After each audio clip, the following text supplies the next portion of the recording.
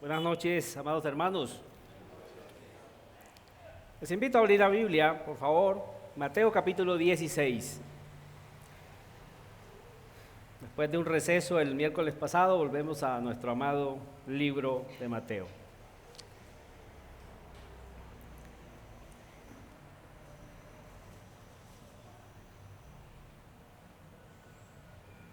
Damos gracias a Dios por esta oportunidad que nos da de seguir aprendiendo de manera consecutiva y expositiva de este hermoso libro.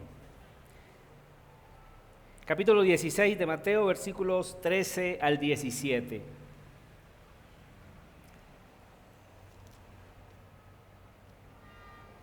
¿Estamos todos allí? Ok, leemos. Viniendo Jesús a la región de Cesarea de Filipo, preguntó a sus discípulos diciendo: ¿quién dicen los hombres que es el Hijo del Hombre? Ellos dijeron: unos Juan el Bautista, otros Elías y otros Jeremías o alguno de los profetas. Él les dijo: ¿y vosotros quién decís que soy yo? Respondiendo Simón Pedro dijo: tú eres el Cristo, el Hijo del Dios viviente. Entonces les respondió Jesús: bienaventurado eres, Simón, hijo de Jonás, porque no te lo reveló carne ni sangre, sino mi Padre que está en los cielos. Acompáñenme en otra breve oración, por favor. Padre, gracias te damos por tu palabra poderosa que ha sido leída, y ahora por tu gracia y por tu misericordia me dispongo a explicarla y aplicarla, Señor, a nuestras vidas. Gracias por este privilegio, que lo hacemos con temor y reverencia, reconociendo nuestra incapacidad, nuestra debilidad, para acercarnos a ella y sobre todo a un texto tan trascendental, tan importante como este. Pero por tu gracia y confiando únicamente en ti lo hacemos. Gracias te damos, Padre. Sigue edificándonos conforme a la imagen de tu Hijo. En su poderoso nombre oramos. Amén. Bien, hermanos, pueden sentarse. El título que le he colocado a esta porción de las Escrituras es El Gran Rey y la Confesión Sobrenatural. Si se han dado cuenta, casi todos los títulos míos son iguales, ¿cierto? El Gran Rey. He querido cambiar ese texto, ese título, pero me he sentido pecador. Lo quiero dejar así todavía. El Gran Rey y la confesión sobrenatural, así también en singular, la confesión, no una confesión sobrenatural, sino la confesión sobrenatural, porque esta es la confesión sobrenatural, es una confesión singular y muy importante para la iglesia del Señor. Recordemos, amados hermanos, que desde un principio Mateo ha estado demostrando a través de las Escrituras y los hechos de Jesús, tanto en sus palabras como en sus milagros, que Jesús es el Cristo, el Mesías prometido. Esa es la intención de Mateo al escribir su libro.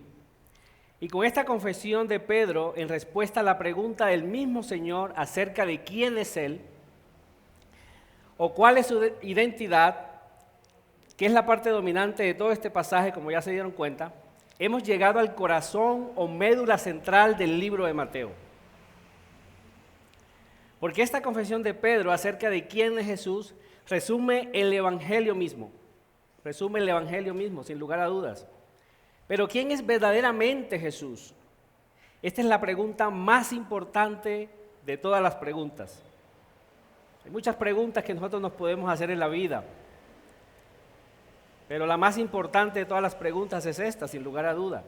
Y la respuesta que le demos a esta pregunta es la más importante de todas las respuestas, obviamente también. Vida eterna o muerte eterna, dependiendo del tipo de respuesta que los hombres den a esta pregunta, es lo que refleja en aquellos que responden a dicha pregunta. Y aún los que no responden o rehúsan responder esta pregunta de quién es Cristo, ya la están respondiendo. Y es que no les interesa, y con esto revelan que están muertos espiritualmente. Así que no hay evasivas a esta pregunta, todos la tenemos que responder de alguna u otra manera. Pero ¿cómo pueden los hombres responder correctamente a esta pregunta? ¿Y qué implica responder correctamente a esta pregunta? ¿Y qué impacto provocaría Jesús en sus seguidores con esta respuesta? Bueno, eso es lo que veremos en este pasaje de manera muy resumida, ya que lo que se muestra aquí es el Evangelio mismo y la obra y naturaleza de Jesús. Y eso es tan extenso como Dios mismo, por eso, por más que abarquemos, por más tiempo que abarquemos respondiendo a esta pregunta, no vamos a acabar, porque este es el Evangelio mismo, es la obra y naturaleza del Dios Santo. Lo hemos quejado en 3 punticos simplemente. Número 1, una pregunta general y una específica, eso lo estaremos viendo en los versículos del 13 al 15. Como número 2 estaremos viendo una confesión que muestra la obra y naturaleza de Jesús en el versículo 16. Y en tercer lugar estaremos viendo el gozo por la fuente de la confesión. ¿Cómo Pedro puede llegar a confesar esto tan importante? Bueno, esa es la parte número 3, el versículo 17. Vamos rápidamente al primer punto. Una pregunta general y una específica, versículos del 13 al 15. Dice el versículo 13. Viniendo Jesús a la región de Cesarea de Filipo, es lo que dice allí nuestro texto, y para iniciar se dice que habían 2 regiones conocidas con este nombre, con Cesarea, en la época de Jesús. Una estaba en la costa del mar Mediterráneo y había sido construida por Herodes el Grande, y esta otra Cesarea de Filipo, que estaba más o menos a unos 40 kilómetros al norte de Israel, en los límites con el Líbano, en territorio prácticamente gentil. Allí donde Jesús se encuentra, esa Cesarea estaba allí, era territorio gentil. Y como siempre, amados hermanos, y conociendo a Mateo y la intención de Mateo, que todo lo que él hace es con una intención previa, creo que no fue casualidad que registra este texto aquí. Dice que el Señor escogió ese lugar para hacer esta pregunta y esta confesión que va a hacer Pedro acerca de su identidad. No fue casualidad que Jesús mismo escogiera ese lugar y Mateo también registrara eso aquí en su libro. Y es aquí donde por primera vez va a aparecer la figura de la iglesia como tal. En todo el libro no había aparecido la palabra iglesia, va a ser la primera vez que va a aparecer. Y precisamente se da ese nombre en territorio no gentil. Eso es importante, en territorio gentil. Eso es importante que lo vayamos entendiendo. Esta ciudad era importante para la época por la adoración a deidades. Allá había un dios pagano, obviamente, el dios Pan. Y también se dice o se cree que se rendía culto a Baal. Y además esta ciudad estaba rodeada de muchos acantilados, de muchas zonas rocosas. Y es allí precisamente donde dice nuestro texto que Jesús preguntó a sus discípulos diciendo, ¿quién dicen los hombres que es el Hijo del Hombre? Una pregunta de tipo general y está enfocada en la opinión que tenían aquellas personas que, aunque no eran fieles seguidoras de Jesús, al menos tenían buenos sentimientos acerca de Él. Eran personas como Nicodemo, ¿se acuerdan lo que Nicodemo le dijo a Jesús de noche, cierto? Maestro, sabemos que has venido de Dios porque nadie hace las cosas que tú haces si Dios no está con él. Aunque no era un seguidor de Jesús, él muestra cierto cariño por Jesús. Y esta pregunta está enfocada a esas personas. Ya sabemos lo que opinaban obviamente sus enemigos. Sus enemigos lo tenían como un hombre comilón y bebedor de vino, eso lo vimos en secciones anteriores. Un amigo de publicanos y pecadores. Un hombre que tenía demonios, esto era blasfemo totalmente, no vamos a considerar eso ya. Y que por eso hacía los milagros que hacía. Esta era la consideración o lo que opinaban de él acerca de la personalidad de Jesús, sus enemigos. Pero ¿qué era lo que estaban opinando estas personas que tenían al menos buenos sentimientos acerca de la identidad de Jesús? Después que su fama se había extendido por todas partes, como lo vimos en los primeros capítulos de este libro. Bueno, ellos creían que Jesús era, unos creían que Jesús era Juan el Bautista, dice nuestro texto. Otros decían que era Elías y otros Jeremías o alguno de los profetas.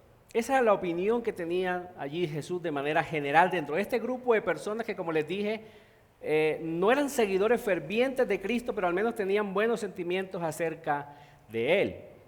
Para ellos, Cristo simplemente era un profeta más, nada de qué asombrarse mucho, y con esta afirmación sobre quién era Jesús por parte de la gente del común, en realidad lo que estaban haciendo era rechazar a Cristo o a Jesús como Mesías. Lo estaban rechazando como el rey de Israel, sutilmente. Y esto prácticamente por dos razones. Número uno, al menos los nombres de los dos profetas que ellos están dando allí, que aparecen en la confesión de ellos, Juan el Bautista y Elías, eran tenidos como precursores del Mesías, no como el Mesías mismo, sino como aquellos que venían como a allanar el camino del Señor. Entonces, al ellos estar identificando a Jesús con Elías o Juan el Bautista, ellos estaban diciendo, realmente este no es el Mesías. Este puede ser un precursor del Mesías, pero no llega a ser el Mesías. Y segundo, para cualquier otra persona, para cualquier inclusive otro profeta mismo que fuese asociado con Elías, Jeremías o otro profeta de la talla de ellos, hubiese sido un honor enorme, pero no para el Señor, no para Jesús, porque Él es más que un profeta, Él es más que un rey. Ya lo había dicho antes, más que un profeta está aquí, más que Salomón está aquí, y era el mismo. Así que con estos calificativos, por muy bien intencionados que fueran, palidecían, se quedaban muy cortos con respecto a la persona de nuestro Señor Jesucristo. Entonces viene seguidamente la misma pregunta, pero ahora más específica a sus verdaderos seguidores, aquellos que le amaban por obra de Dios en sus vidas.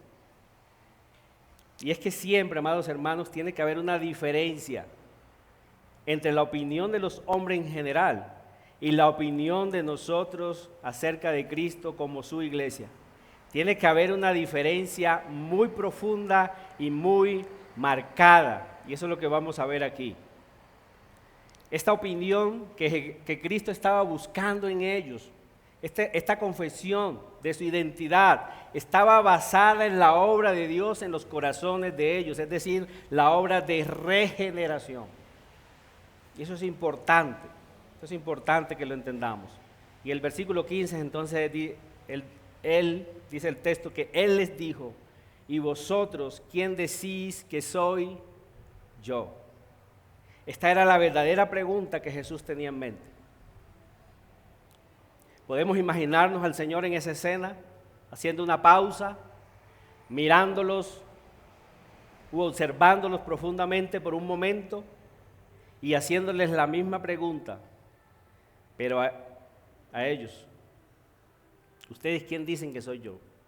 Ustedes que me han visto, que han estado cerca, que han recibido mayor revelación que la gente del mundo.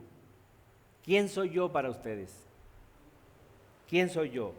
Es decir, Jesús estaba buscando una respuesta basada en la obra de Dios en el corazón de ellos.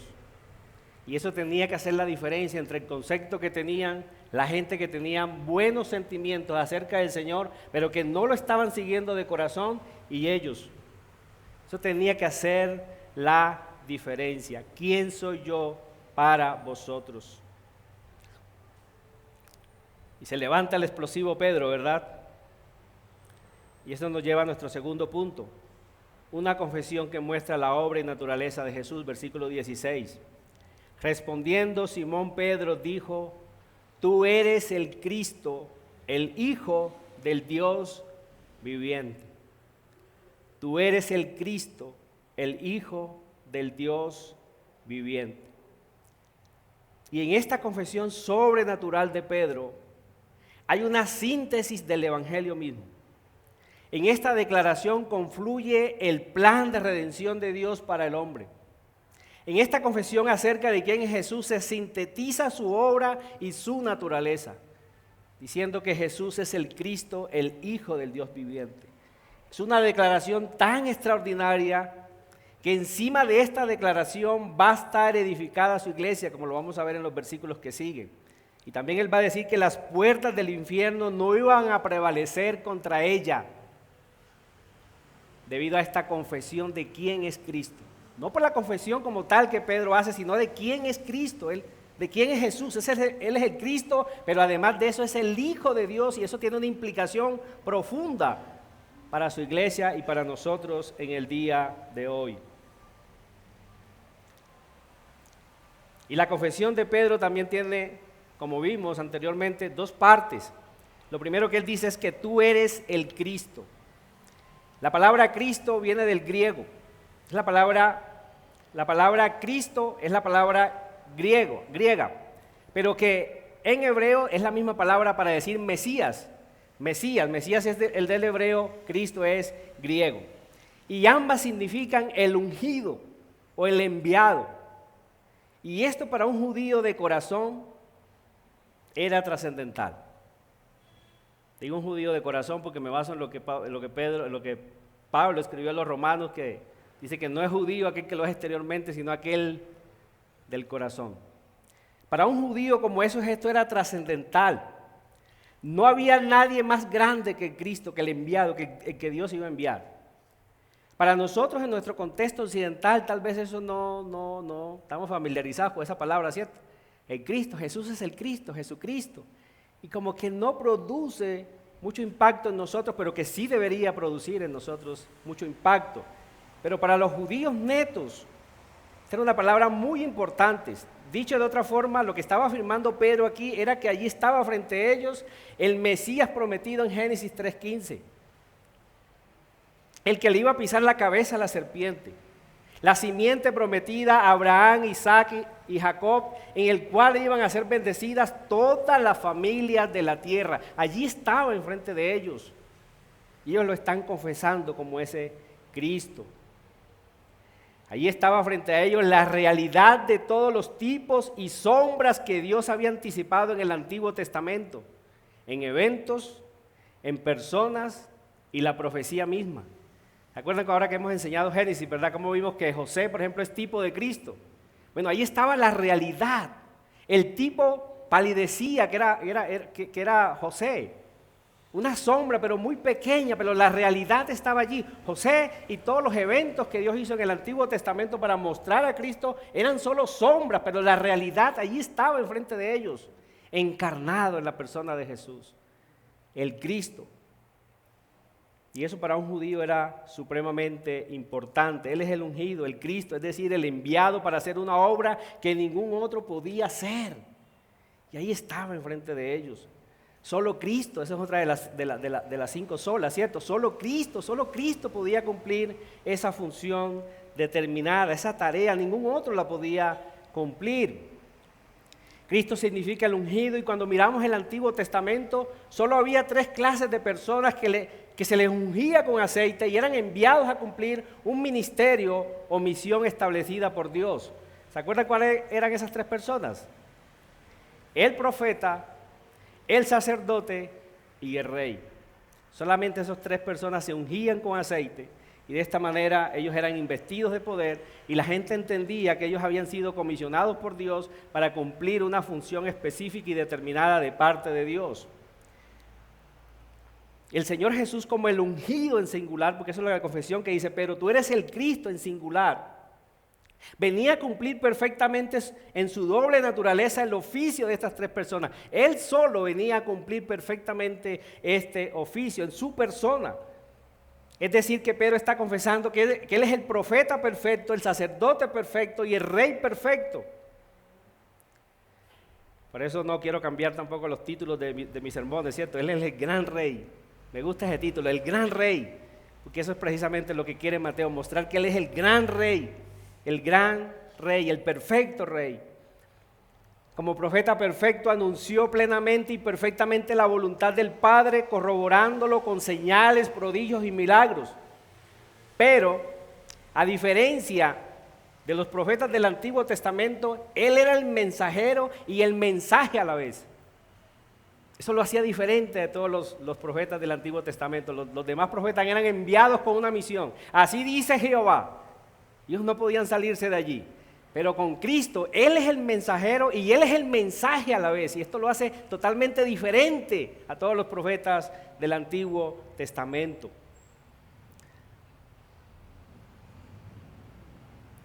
Y como sacerdote de la misma manera, todos los sacerdotes antiguos ofrecían sangre de toros y de machos cabríos, por lo cual Dios no estaba satisfecho. Un hombre pecó, Adán, un hombre tenía que pagar por ello, no los toros ni los machos cabríos.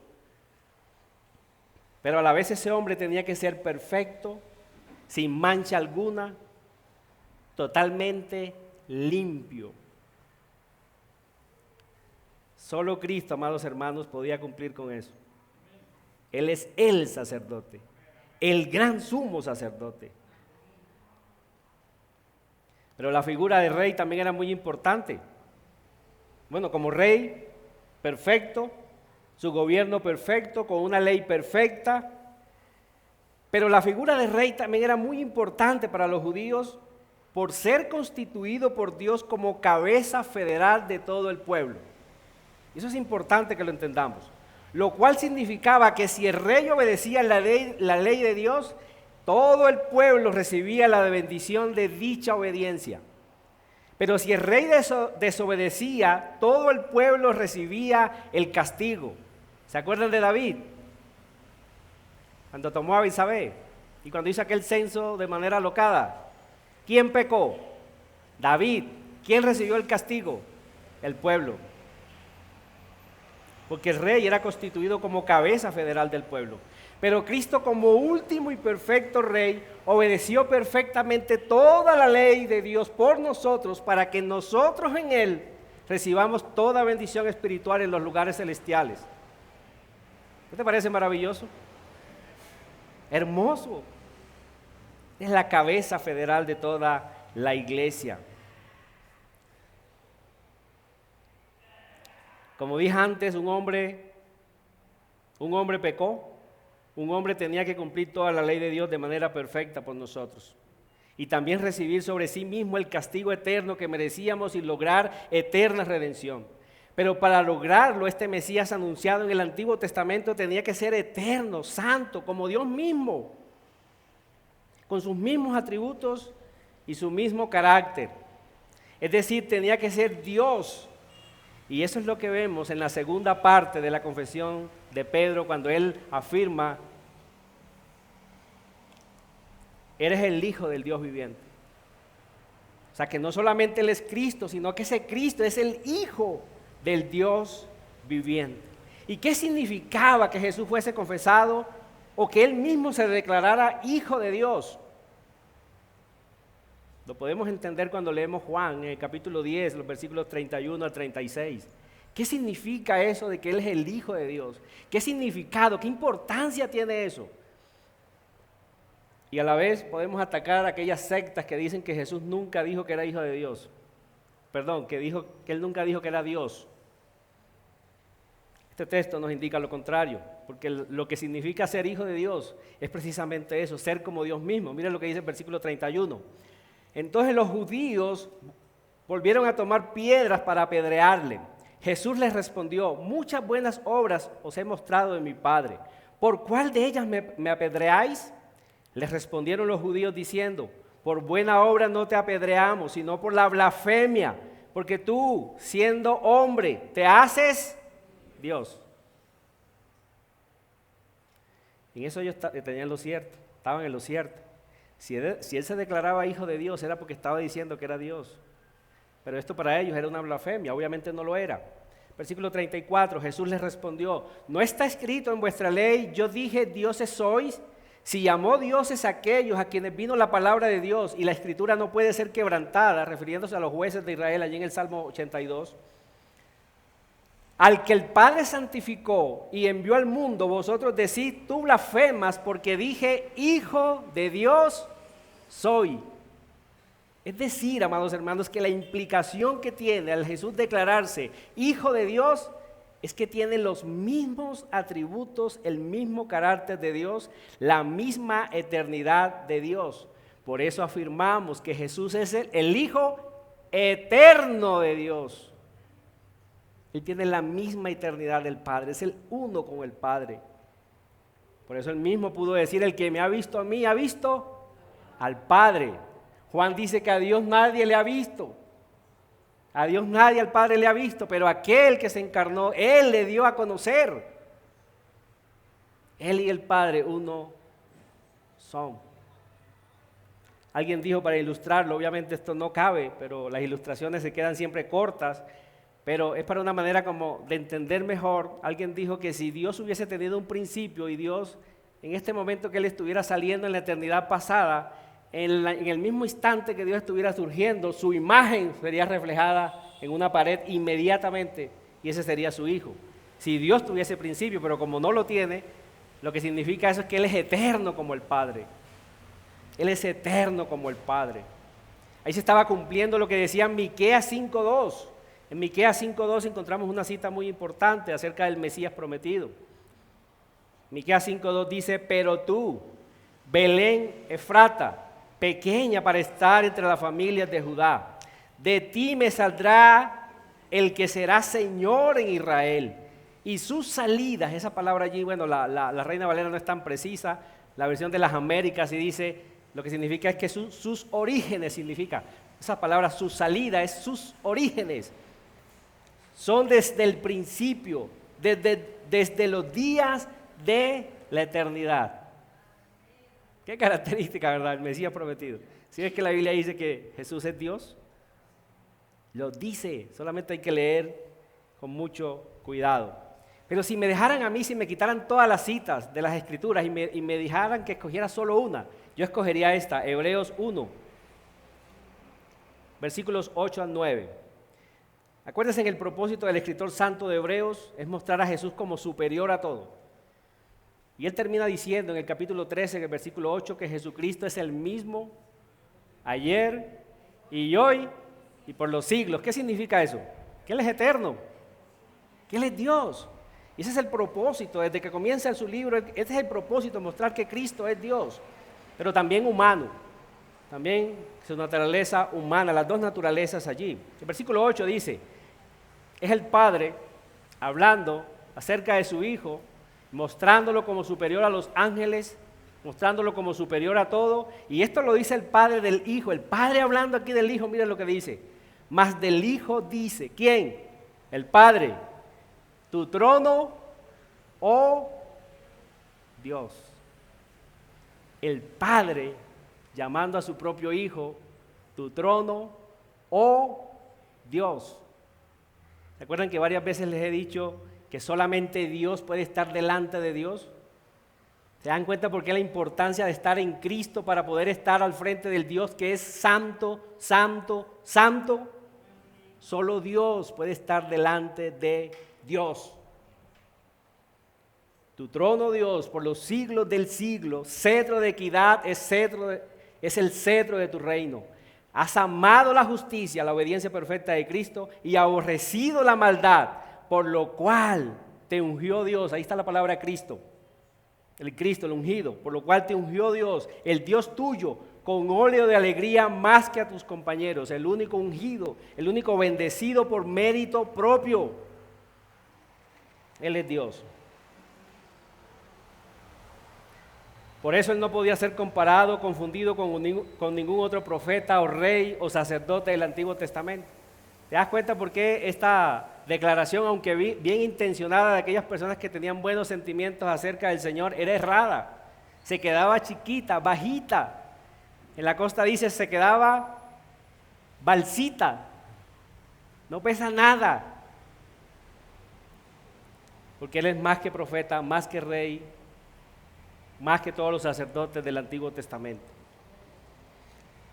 Él es el Emmanuel con nosotros. Acuerden que así comienza Mateo su libro. ¿Qué significa? Dios con nosotros. Él es el Emmanuel, lo que significa Dios con nosotros. Semejante verdad entonces no podía venir por medios humanos, ni por investigación ni observación humana. Semejante verdad, tan extraordinaria verdad, tenía que venir de una fuente igualmente divina. Tenía que ser Dios mismo quien revelara a los hombres quién era realmente Cristo. Y eso debe llenarnos de gozo, que dependa de Dios y no de nosotros saber quién es Cristo, porque Él es bueno y nosotros no.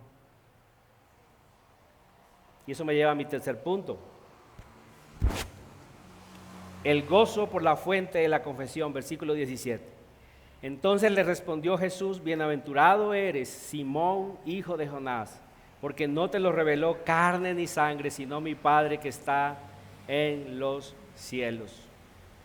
En Mateo, en el capítulo 11, ya Mateo, en el versículo 27, él registra que Cristo había dicho lo siguiente: todas las cosas me fueron entregadas por mi Padre, y nadie conoce al Hijo, sino el Padre, ni al Padre conoce alguno, sino el Hijo, y aquel a quien el Hijo lo quiera revelar.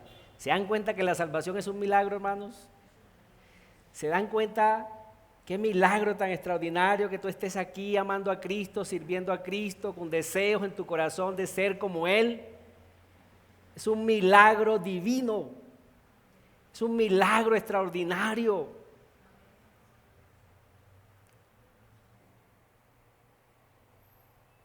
En Lucas, que es el texto paralelo, uno de los textos paralelos, Lucas 9:18, nos da un dato más acerca de esto que sucedió allí. En el versículo 18 dice que aconteció que mientras Jesús oraba aparte, estaban con él los discípulos y les preguntó diciendo: ¿quién dice la gente que soy yo? ¿Qué significa? Lo que dice, ¿cierto? Jesús orando previamente, antes de que Pedro hiciera esta confesión. ¿Y por quién estaba orando? Por ellos. Solamente Mateo ha registrado aquí 2 actos donde Jesús ha orado por sus discípulos. ¿Se acuerdan? Antes de escogerlos, pasó orando toda esa noche. Y aquí, para que le fuese revelado quién era Él, pasó también seguramente la noche orando. Que es una confesión sobrenatural, hermanos. ¿Amas a Cristo? ¿Sigues a Cristo? ¿Crees que Él es el Dios Todopoderoso? Eso no te lo ha revelado hombre alguno. Ha sido la obra de Dios en tu vida y en mi vida. El nuevo nacimiento, la regeneración, la obra de Dios en el corazón. De otra manera, los hombres jamás llegarían a confesar que Jesús es el Cristo. Eso es lo que dice la Escritura, ¿verdad? Nadie puede llamar a Jesús Señor sino por el Espíritu de Dios. ¿Cómo podemos nosotros responder a esta pregunta hoy? ¿Cómo podemos nosotros en nuestro contexto responder a esta pregunta de quién es Jesús? Ya lo sabemos, ¿cierto? Ahora, hay una connotación muy importante. Lo sabemos a veces de manera intelectual, porque una cosa es saberlo de manera intelectual y otra vez es saberlo de corazón. Que nuestro corazón verdaderamente sea transformado. Entonces la manera de cómo nosotros respondemos a esa pregunta hoy no es otra que obedeciéndole. ¿Has creído que Jesús es el Cristo, el Hijo del Dios viviente? Entonces nuestra vida tiene que reflejar eso en obediencia. Es la única manera. Si Él es el verdadero profeta, si Él es el verdadero sacerdote, si Él es el verdadero rey, ¿cuánto debe estar sometida nuestra vida, nuestra voluntad a Él?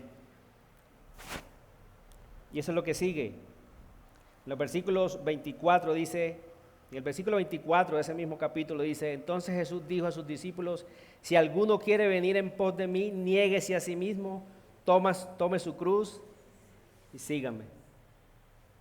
Es lo que sigue. En obediencia, hermanos, no hay otra forma de nosotros mostrar hoy que Jesús es el Cristo, sino en obediencia. Demos gracias al Señor. Padre, gracias te damos por tu palabra poderosa. Gracias por enviar a tu Hijo, el ungido, el verdadero rey, el verdadero profeta, el verdadero sacerdote, que ofreció Él mismo una ofrenda para siempre. Él fue la ofrenda y también el ofrendante.